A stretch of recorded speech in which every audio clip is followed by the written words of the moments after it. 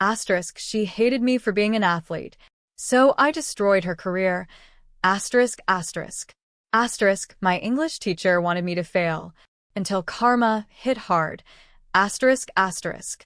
Hashtag, framed picture, thumbnail text suggestions, asterisk. Asterisk, she regretted everything. Asterisk, sweet. Sweet. Payback. Asterisk, she laughed in my face when I said I wanted an A on her exam and said she wished she never had to see me again. 2 hours later, she was crying in the principal's office, holding my final in her shaking hands. Not only did I ace her impossible exam, but I also exposed every dirty thing she did to students for years. And it ended her career. Asterisk. If you've ever had a teacher or boss who hated you for no reason, someone who abused their power just because they could, smash that like button. Hit subscribe for more true stories of revenge, justice, and karma that hits harder than a freight train. You're not going to want to miss this one. Hashtag part 1. The teacher who hated me on sight. I was in 9th grade, bright kid, gifted even. I was in honors, English, math competitions, science fairs, quiz bowls, you name it. But I also played 3 sports. I was missing class sometimes, sure, but always for school-approved reasons. Most teachers? They got a little annoyed at my schedule, but still treated me like a person. But this teacher, asterisk, let's call her Ms. Hawthorne, asterisk, from day one, she hated me. Not like, oh, you're frustrating kind of hate. This was personal. This woman had a venomous dislike for athletes. She made snide comments about sports being a distraction from real learning.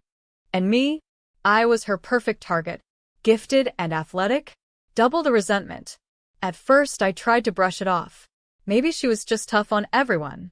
But it didn't take long before the pattern started. Every time we had an away game, especially long ones, she'd double the amount of homework due the next day. And surprise, surprise, she only checked homework after those away games. Never any other day. Coincidence? Not a chance. And it got worse. My essays I knew were some of the best work I'd done, came back with low 80s, sometimes even 70s. No comments. No red ink. Nothing. Just a number. Meanwhile, kids around me had red marks all over their pages, and they were getting 90s.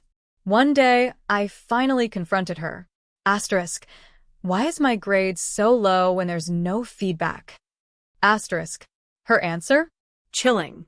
Asterisk, because you're only working at 70% of your potential. The others? They're at 90%. Asterisk. I blinked. I said, asterisk, so you're saying I can write a better paper than someone else and still get a worse grade? Asterisk. She nodded, smiling. Asterisk, yes. Asterisk. The audacity of that alone? Unreal. And then, get this, asterisk, this same woman, asterisk, had the nerve to recommend me for an advanced writing course a full year earlier than most students. She knew I was good. She just didn't care. She didn't want me to succeed in her class. Hashtag part 2, the extra credit trap. Toward the end of the year, she dangled a carrot in front of us. Extra credit, a major assignment. Watch a local college's performance of Antigone, write a 2,500-word paper connecting it to our class discussions, and turn in your ticket and playbill as proof. 1 weekend only. Friday through Sunday. Due Monday. There was just one problem. That Monday, I had a huge academic competition, the kind you have to qualify for by placing in the top 10 of prior events, representing the school. So, I did the responsible thing. I told Miss Hawthorne 4 times the week before that I'd be out Monday. Every time, she gave me the same answer. Asterisk, turn it in first thing Tuesday morning. Asterisk, I went to the play on Saturday, wrote the paper that night. Got picked up early from basketball practice on Friday, rushed home, changed, rushed downtown to make it in time. My mom, a teacher at the school, sacrificed her entire evening driving me back and forth. And Monday? I crushed the academic competition. First place in one category, second in another.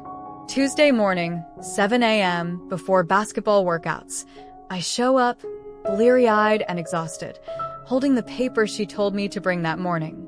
And she refuses to take it. Straight-faced, she says, Asterisk, it's late. I don't recall telling you that you could turn it in Tuesday.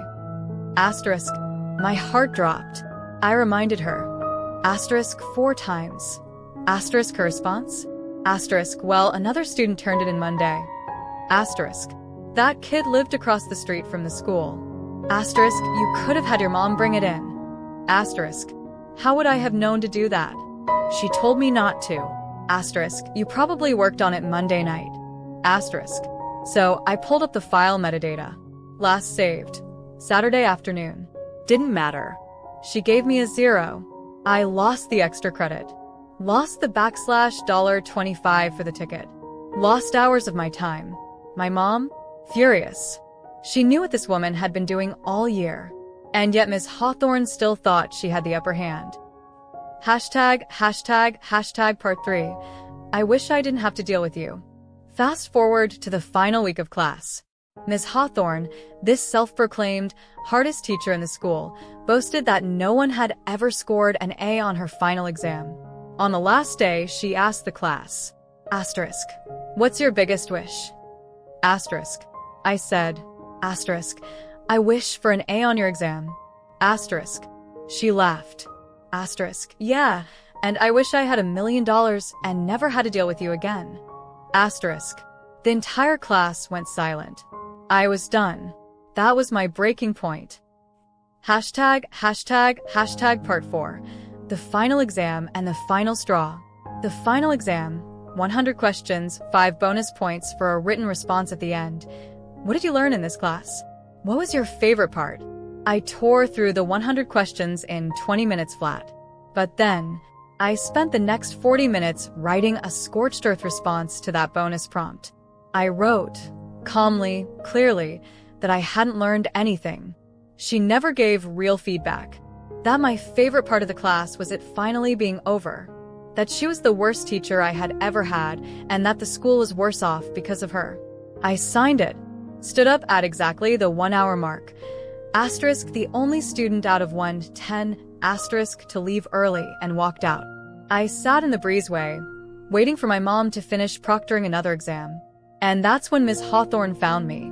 Eyes red, tears streaming down her face. Holding my exam. Asterisk, come with me to the principal's office. Asterisk. She stormed off. I followed. The soccer coach saw me walking by and joked. Asterisk, what did you do this time? Asterisk. I told him. He said, oh, damn.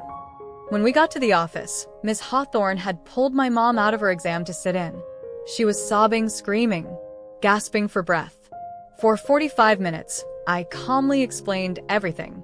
All the times she penalized me unfairly. All the conversations. The metadata. The grades.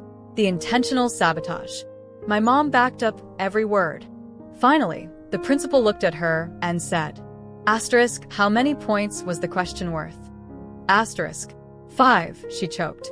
Asterisk, then just don't give him the bonus points. Asterisk. She froze.